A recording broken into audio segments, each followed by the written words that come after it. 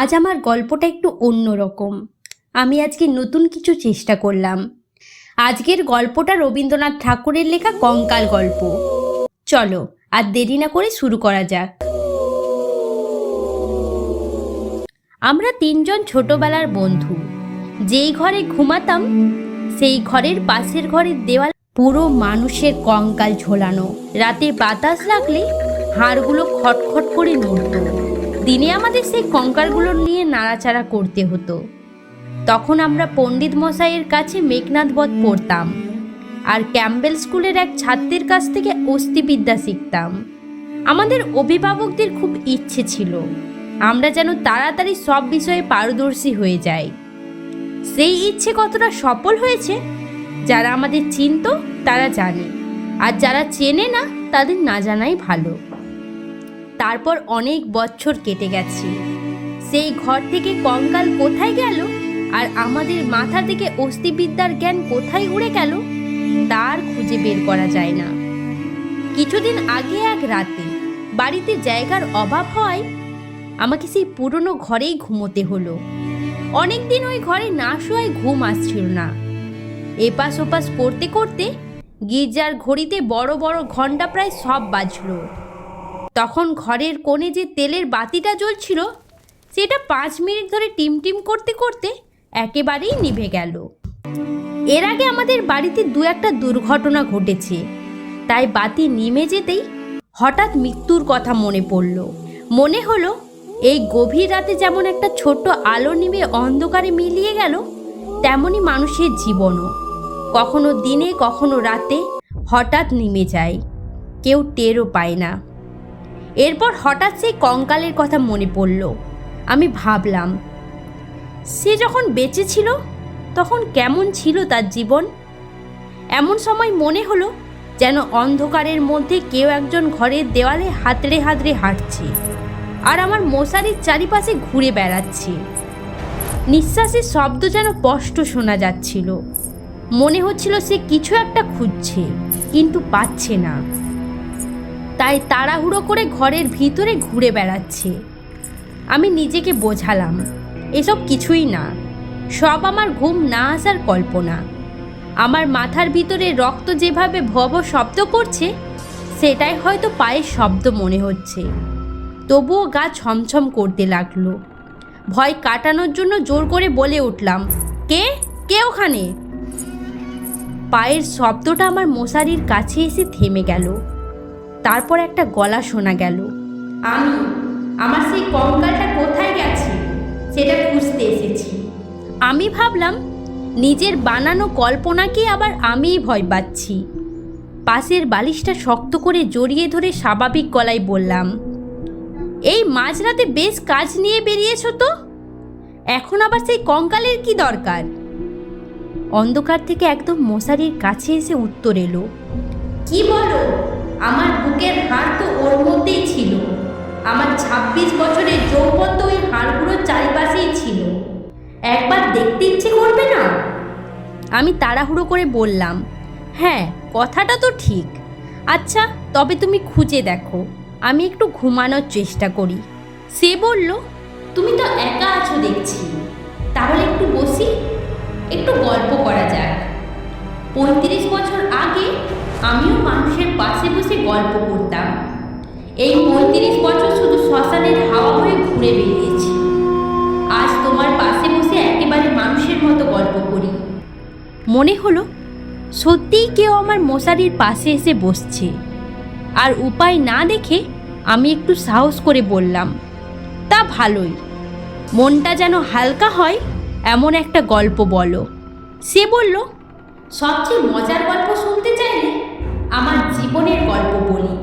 ঠিক তখন গির্জার ঘড়িতে ঠং ঠং করে 2টো বাজলো। সে শুরু করলো, যখন আমি মানুষ ছিলাম আর ছোট ছিলাম তখন একজনকে জমের মতো ভয় পেতাম।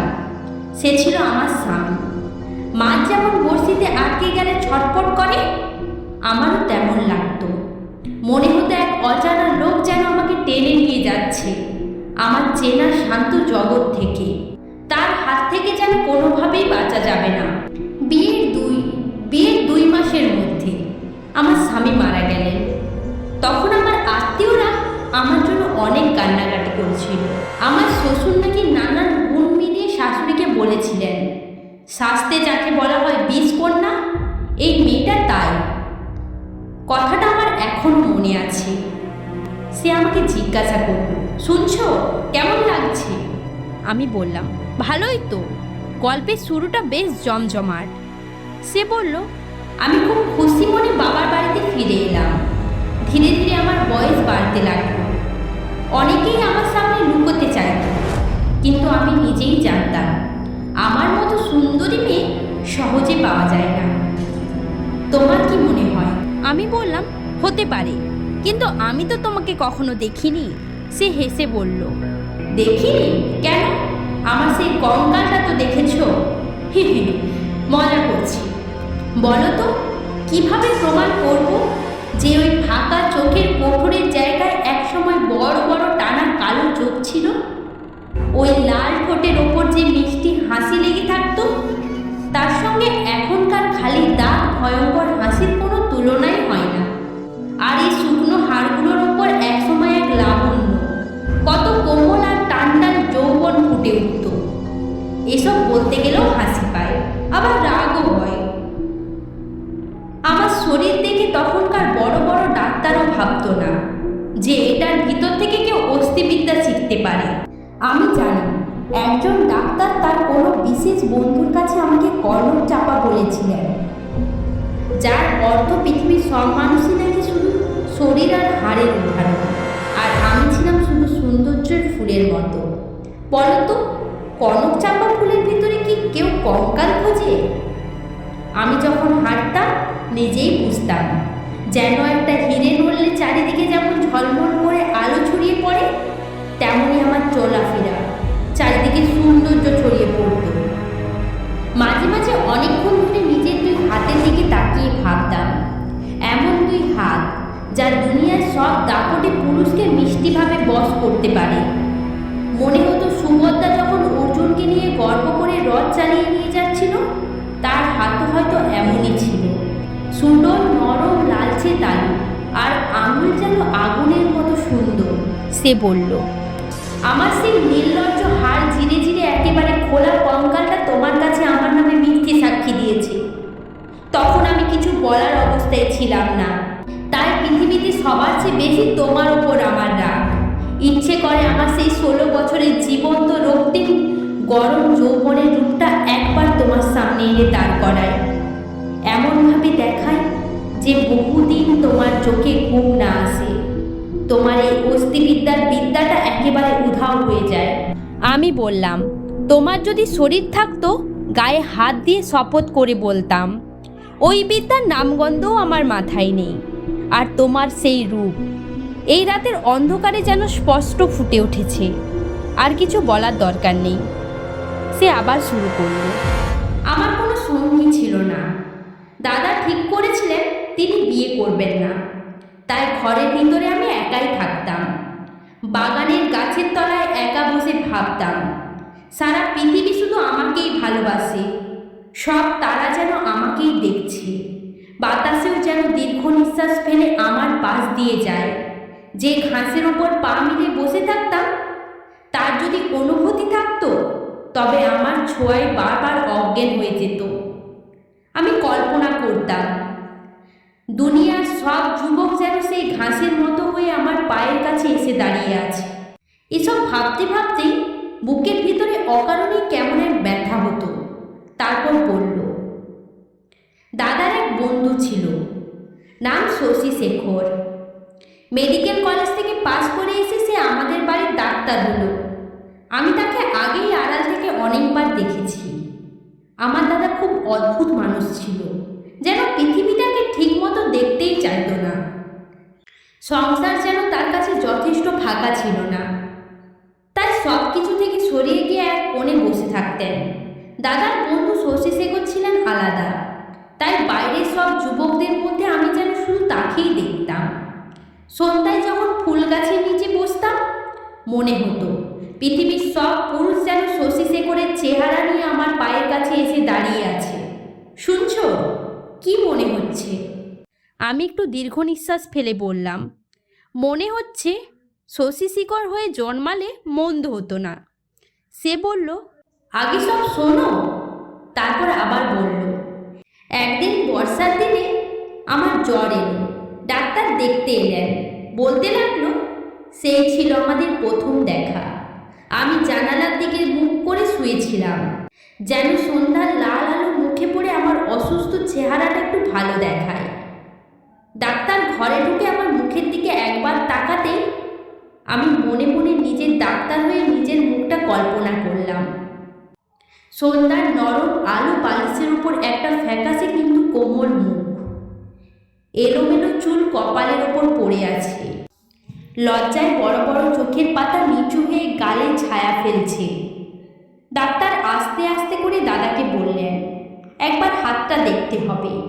আমি চাদরের ভিতর থেকে ক্লান্ত গোলাপি হাতটা বের করে দিলাম। নিজের হাতের দিকে তাকিয়ে ভাবলাম, যদি নীল কাচের চুড়ি পরা থাকতো তাহলে আরও সুন্দর লাগতো। রোগীর হাত ধরে নাড়ি দেখার সময় ডাক্তারকে এত নার্ভাস লাগে আগে কখনো দেখিনি। তার আঙুল কাঁপছিল। তিনি আমার জ্বরের উত্তাপ বুঝলেন, আর আমিও যেন বুঝতে পারলাম তার মনের ভিতরে ধূপপোকানি কেমন চলছে। বিশ্বাস হচ্ছে না? আমি বললাম, অবিশ্বাস করার তো কিছু নেই, মানুষের নাড়ি তো সব সময় একই রকম চলে না। সে আবার বলল। এরপর দু একবার অসুখ বিসুখ হলো, আবার সেরে উঠলাম। ধীরে ধীরে বুঝলাম আমার সেই কল্পনার জগতে যেখানে কোটি কোটি পুরুষ আমাকে ঘিরে থাকে, তারা একে একে করে হারিয়ে যাচ্ছে। শেষে শুধু একজন রয়ে গেলেন। আমার পৃথিবী প্রায় সব ফাঁকা হয়ে গেল। সেখানে শুধু একজন ডাক্তার আর একজন রোগী। আমি লুকিয়ে লুকিয়ে সন্ধ্যাবেলায় বাসন্তী রঙের শাড়ি পরতাম, সুন্দর করে খোপা বাঁধতাম, তাতে বেলফুল গুজে নিতাম। হাতে একটা আয়না নিয়ে বাগানে গিয়ে বসতাম।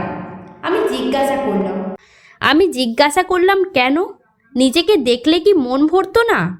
সে বলল, না, ভরতো না, কারণ আমি তখন নিজেকে শুধু নিজের চোখে দেখতাম না, আমি একা বসে দুজনকে নিয়ে ভাবতাম।